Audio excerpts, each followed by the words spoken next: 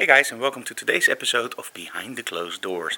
It's Thursday and we have a rather relaxing day today, including tomorrow. The only thing on the agenda is actually an interview with two girls from a local school. And they want to interview a photographer about his work, the use of Photoshop within the work, and some other questions. I'm going to do that in the morning. And after that I'm going to try to get some images in Urk, just for fun. Just walk around and see if I can score one of the portraits in my series. So join us in today's episode of Behind the Closed Doors. Okay, so yesterday on social media somebody asked me about model releases and if I could type anything interesting about it. Well, I can type 6-7 pages about it, but in the end I thought, why not just do it in Behind the Closed Doors? Now, one of the most important things when you do a photo shoot is of course a model release. Now, what is a model release? In essence, a model release is nothing more than an agreement between you and the model and the rest of your team. So let's say you want to do a photo shoot for your own portfolio. A model release should state that you can use those photos for your portfolio, and of course that the model can also use those images. That's very short. Now, the more you dive into it, the more you can see that this is actually a can of worms. The first thing you have to realize that you can have the best contract in the world. If a model breaks it, now, much luck for you to eventually get your right, because you have to go to a judge and you have to go to all the juristic parts. It costs a lot of money, and in the end you have to wonder if it's really worth it. Now, of course you need a model release, because it's ridiculous to not have a model release. So what do you put in it? What I have in our model release is very, very simple. I have a statement where it states that actually the model can't change anything on the images. In other words, she can't crop, she can't make them black and white, she can't change the color. And if she wants those images changed, she can just ask me and I will do it for free. So that's part one. The second part is actually that I can use those images for publications, like a book or an exhibition or on my on-site portfolio. The third part, and that's very important for us, is that if one of the manufacturers we work with, for example Sony, Elengrom or whatever, wants to use those images for publication and I don't get any money for it, that the model don't get any money for it. And often the models understand that it's a great opportunity, it's a publication, and normally they won't have any problems with it. Of course, I will try to get a copy for the models, or at least a screenshot, so they can use it in their portfolio. The other thing that I always have in my model release, and it's a little bit ridiculous, on the other side it's very important, that she can't use those images for erotic sites. I hear you wonder, like, erotic sites, Frank? You don't shoot any nudes. That's true, but sometimes we shoot lingerie or glamour, and in that case I don't want those images ending up on the wrong places.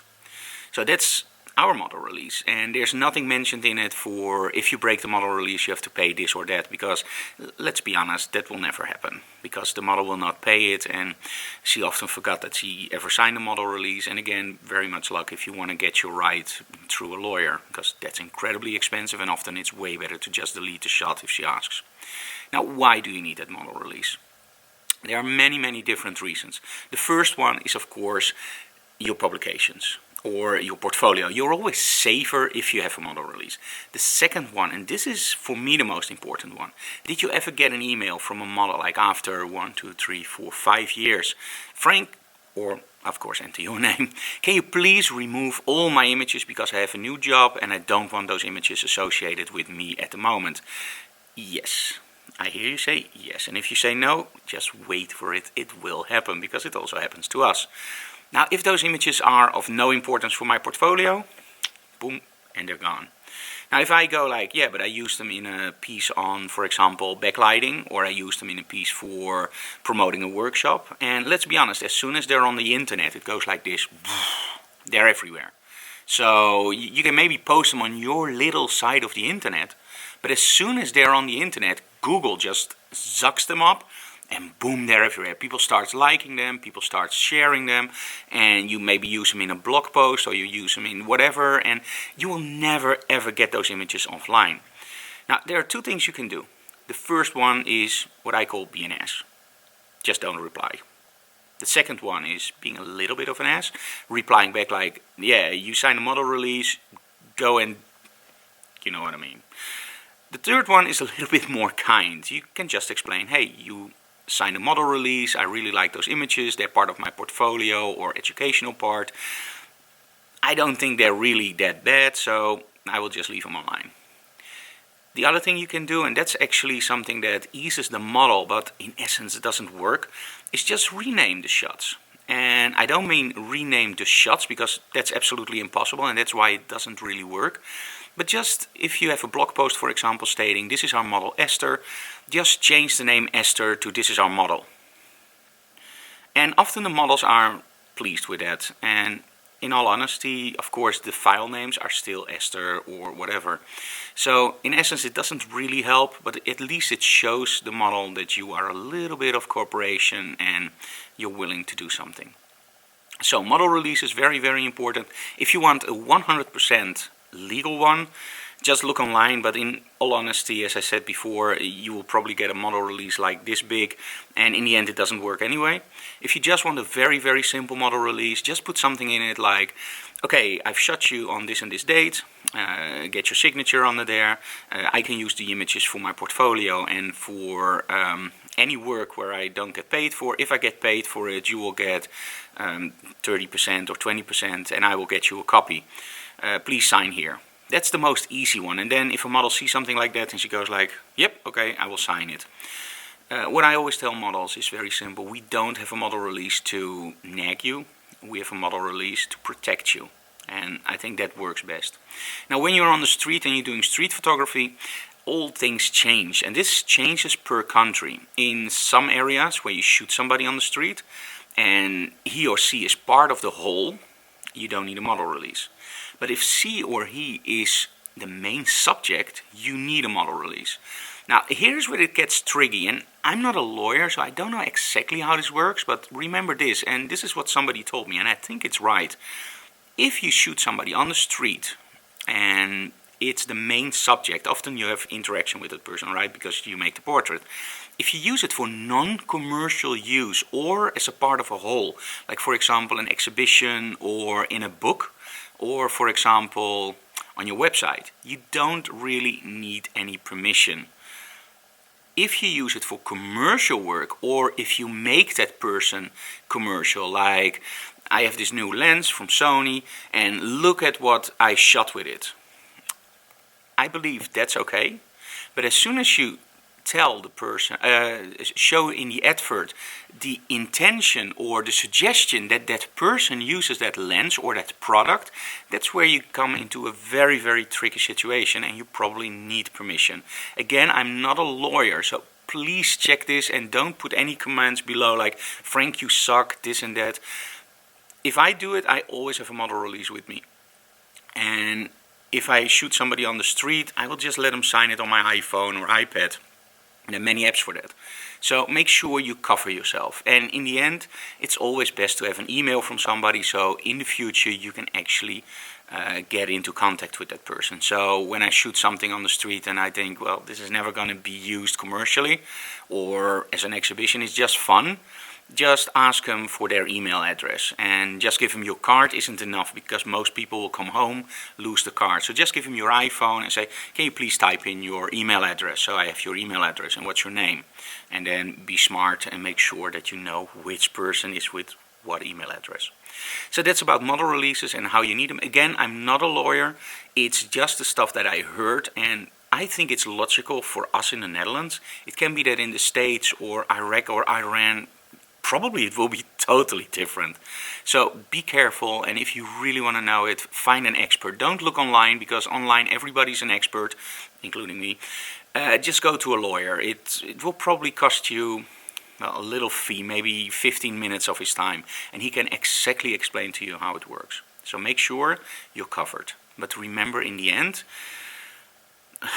a contract is a contract, and if you have to go to a judge, it will cost you way too much money.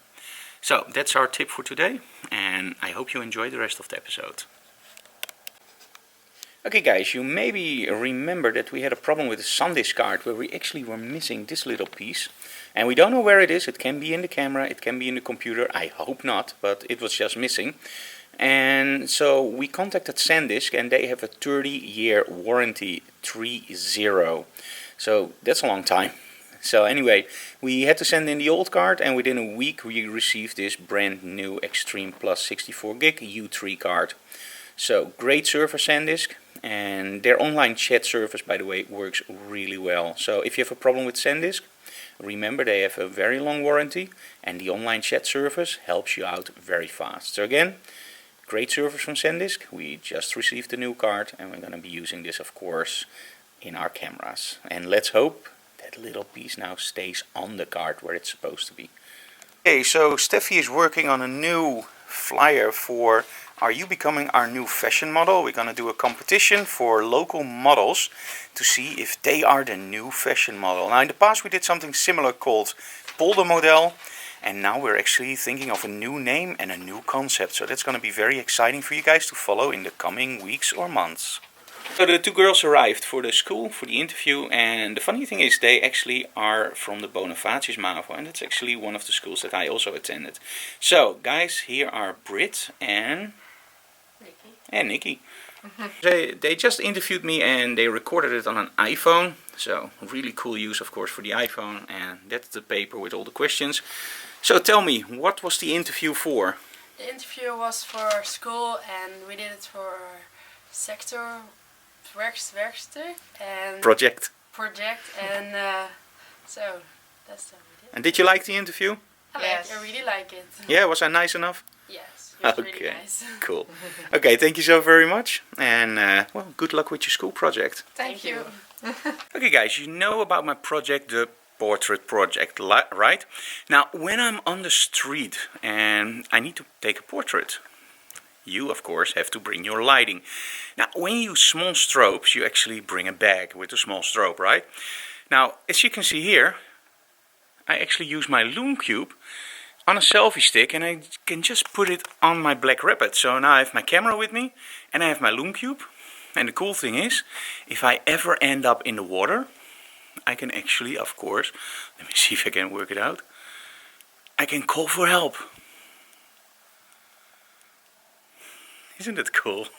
Anyway, so this is a really easy way to walk around with a selfie stick and a Lumecube. So as soon as I have to take a picture, I just take it out, extend the selfie stick, and I can use my lighting, and I don't have to carry a bag. So really great use for the selfie stick and of course the Black Rabbit. Okay guys, so I went to Urk to find an interesting portrait for my portrait project, and I actually found this gentleman. He was fishing and very kind. The only thing is, I talked today about model releases and I always try to get people's emails right. Well, this gentleman doesn't have internet, no emails, so I just told him I would take good care of his picture, and that was enough. So in this case, yeah. Now, normally I'm not big on retouching. I don't like borders or black and white like this that you see in front of you. So why did I do it in this shot? Somehow I just love the look of him in this style. He really jumps out. I love the borders, and I'm a big fan of old analog photography. And this of course isn't analog photography, this is more in the, well, very old photography, daguerreotypes or plate photography. But I absolutely love the look and how he jumps out. And again, in this project everything goes. Now lighting wise, this is all natural light, but I did use the Lumecube to just give him a little bit of light in his eyes. And it was shot in the bright sun, so the Lumecube didn't do a lot, but it just gave it a little bit of extra because he's actually backlit, and to get a little bit of light in his eyes, the Lumecube worked very well. So this is my portrait, and let's go to the final scene of today's episode. Okay guys, that was today's episode of Behind the Closed Doors. I hope you enjoyed it, and remember, we still have that Mac Fun giveaway. So shout out on social media, we love Mac Fun, and I would like this plugin, and we'll make sure that we select one lucky winner next week who will receive that plugin for free. So thank you so very much for watching, and make sure to leave the comments below. We really appreciate that. And of course subscribe to our YouTube channel, because the more subscribers we have, the more stuff we can do for you guys. So thank you so very much, and see you next time.